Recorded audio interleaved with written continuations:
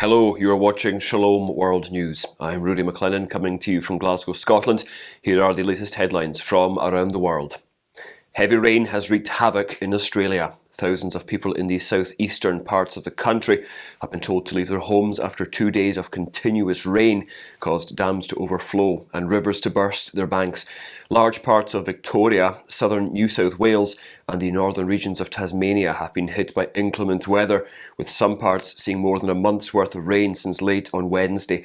According to officials, Australia's second most populous state, Victoria, was the worst hit, with the western Melbourne suburb of Maribyrnong swamped by the rising waters. Meanwhile, Archbishop Peter Comensoli, the Archbishop of Melbourne, in a Facebook post sought prayers for the protection of life of those people affected by the flood. He also asked the faithful to pray for those who had to undergo evacuation and for those people whose homes were flooded and for the emergency workers assisting. At least 4 prisoners have died and 61 have been hurt following a major fire at Iran's Evin prison on Saturday. The central prison in the capital city of Tehran was in flames, with prisoners fleeing the facility and guards reportedly firing on them.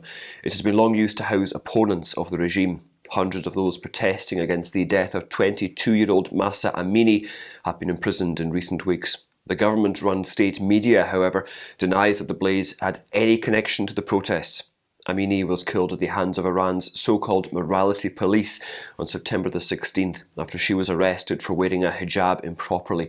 Meanwhile, US President Joe Biden voiced his support for the brave women of Iran and said he was stunned by the mass demonstrations now in the 5th week. Pope Francis has announced that the assembly meetings of the Synod of Bishops and Synodality will take place in 2 sessions, first on the 4th to the 29th of October in 2023 and the 2nd in October in 2024. The Holy Father declared the extension of the Synod and Synodality when speaking to pilgrims in St. Peter's Square at the Angelus address on Sunday. He said the change would be to provide more time for extended discernment. The initial phase of the 16th Ordinary General Assembly of the Synod of Bishops began on the 10th of October in 2021. The General Secretariat of the Synod released a statement saying that the pair of sessions spread out over a year will form a journey within a journey to foster a more mature reflection. The US Conference of Catholic Bishops' National Eucharistic Revival has released a leader's playbook to aid in spiritual preparation. In 2021, the USCCB had taken the initiative of National Eucharistic Revival to restore and promote an understanding of and devotion to the Eucharist. As a first step, the executive team for the revival issued the playbook to assist diocesan leaders, priests and Catholic school administrators in coming up with plans to revive the Eucharist within their communities. Bishop Andrew Kotzens of Crookston, chairman of the USCCB's Committee on Evangelization and Catechesis, said the mission is to renew the Church by enkindling a living relationship with Jesus Christ in the Eucharist. The playbook is organised around the 4 pillars of the core of the revival: personal encounter with Christ, reinvigorating devotion, deepening formation, and missionary sending. At least 423 children have been killed and another 810 wounded since Russia launched its invasion of Ukraine on February the 24th. That is, according to the Office of Ukraine's Prosecutor General. Investigators said most child casualties were in the regions of Donetsk, Kharkiv, and the capital Kyiv. Many children have also lost their parents and been orphaned. Ukrainian authorities reported that at least 6 people were wounded this weekend due to rocket attacks from Zaporizhia, Europe's largest nuclear power plant, where Russia has stationed its troops. On both sides, losses increase as fighting rages in eastern and southern Ukraine. Russian forces are also suffering casualties closer to home. The Russian Defense Ministry said it has opened an inquiry after gunmen shot dead 11 people at a military training ground near the Ukrainian border. The incident was the latest blow to Russian President Vladimir Putin's invasion of Ukraine. Last week, an explosion damaged a bridge linking Russia to Crimea, the region Russia annexed from Ukraine in 2014. The annual Children's Rosary, entitled 1 Million Children Praying Rosary, will take place on October the 18th. Hundreds of thousands of children worldwide will unite spiritually to participate in the prayer campaign scheduled this month, specially dedicated to the Rosary. Encouraging children and youth to turn to the Lord for peace to prevail and unity in the world, the organisers of the prayer campaign Aid to the Church in Need have urged the participation of families, kindergartens, schools and churches. Expressing his gratitude for the children's desire to pray for peace, Pope Francis has also urged the children to pray for Ukraine and those affected by war. The Children's Rosary takes place on the day the Church commemorates the feast of St. Luke the Evangelist. Taking up the cause of the persecuted Christians worldwide, Hungary has urged Western countries not to ignore the grave issue of Christian persecution. During a conference in Bratislava and Slovakia, Tristan Azbej, the head of the Hungarian State Secretariat for Assistance to Persecuted Christians, stated that more than 300 million people worldwide face discrimination due to their Christian faith. He criticised Western elites for seeking to downplay the severity of Christian persecution while being politically correct. He expressed concern about the disinterest and denial Hungary encountered earlier when seeking cooperation with other countries. Hungary, the Czech Republic, Poland and Slovakia, along with representatives from various Central European countries, took part in the conference. Mr. Azbej added on the measures put forth by Hungary in assisting and supporting those facing oppression for their faith, and spoke about the Hungary Helps programme, which assisted persecuted Christians over the last 6 years in over 50 countries.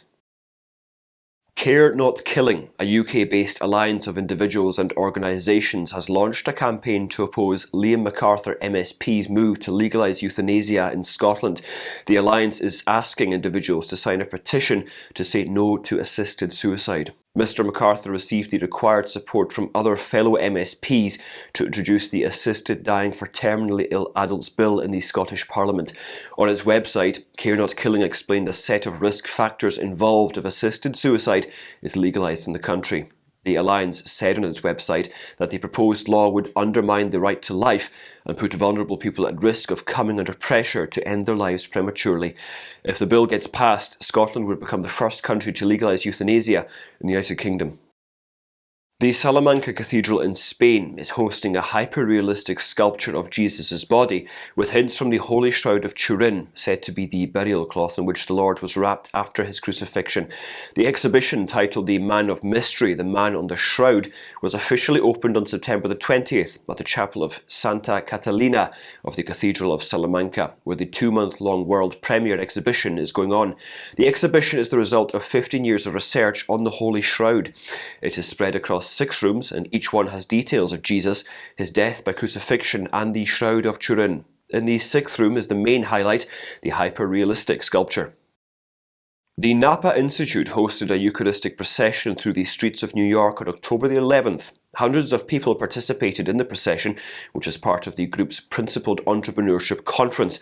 Religion, Free Enterprise and Government, the Spirit of Democratic Capitalism 40 years later, was the theme of this year's conference. The procession concluded at St. Patrick's Cathedral with a benediction from New York Archbishop Cardinal Timothy Dolan. The Eucharistic procession also marked the anniversary of the beginning of the Second Vatican Council on the same date in 1962. According to the Napa Institute's website, it was formed to help Catholic leaders face the challenges posed in the next America. To continue the work of the apostles and their successors, the bishops heeding Christ's call for ongoing evangelization. On his feast day, a new shrine for Blessed Carlo Acutis was opened in London. Auxiliary Bishop of Westminster Nicholas Hudson celebrated a pontifical sung mass when he unveiled and blessed a newly carved shrine of the millennial saint at the Corpus Christi Catholic Church in London. The unveiling and the blessing of the shrine took place on October the 12th, the feast of Blessed Carlo Acutis. The shrine carved by Ferdinand Stuflesser in Italy comprises a first-class relic of Blessed Carlo. In his homily, Bishop Hudson urged young people to follow Blessed Carlo to grow in their relationship with Christ. Following Carlo's stairway to heaven, the Holy Eucharist, and his devotion to the same, the prelate also recollected how Carlo never missed a chance to receive Holy Communion. Finally, remembering the life of the millennial saint, Bishop Hudson urged the youngsters to follow in his footsteps. Expressing their deep sadness over the escalating situation in Ukraine, the Commission of the Bishops' Conferences of the European Union has voiced solidarity with the suffering and appealed to Russia to end the war. In a strong statement released during the plenary assembly of the bishops' delegates of the European Union episcopates in Brussels, Commissaire also urged the European countries to work together to solve the conflict. They further assured their closeness to war refugees and expressed concern over the human catastrophe followed by the recent expansion of the war. Since the outbreak of the war, Commissaire had been calling to end hostilities and to find a solution to end the war. Furthermore, European Union bishops strongly urged the political leader of the EU to be united and remain committed to the European project. Urging global communities to make the world a peaceful place, Pope Francis reiterated his calls to put an end to the war in Ukraine. He said, "I ask in the name of God for an end to the cruel madness of war." This is the latest appeal launched by Pope Francis in his book, "I Ask You in the Name of God, 10 Prayers for a Future of Hope." The newspaper La Stampa cited the Pope's appeal through an extract of the Holy Father's new book, which will hit stores on October the 18th. The book was written as part of the 10th anniversary of the pontificate of Pope Francis on March 13th, 2023. It was edited by Hernan Reyes Alcaide and released by Edizione PM. In the book, the Holy Father calls for all people and nations to unite to create a more peaceful world. Beginning with the assertion that war is always a defeat for humanity, Pope Francis recalls how the Church rejects the war. And those are your latest headlines. Do join us again tomorrow for more. And remember, you can also visit swnews.org for more updates. Shalom.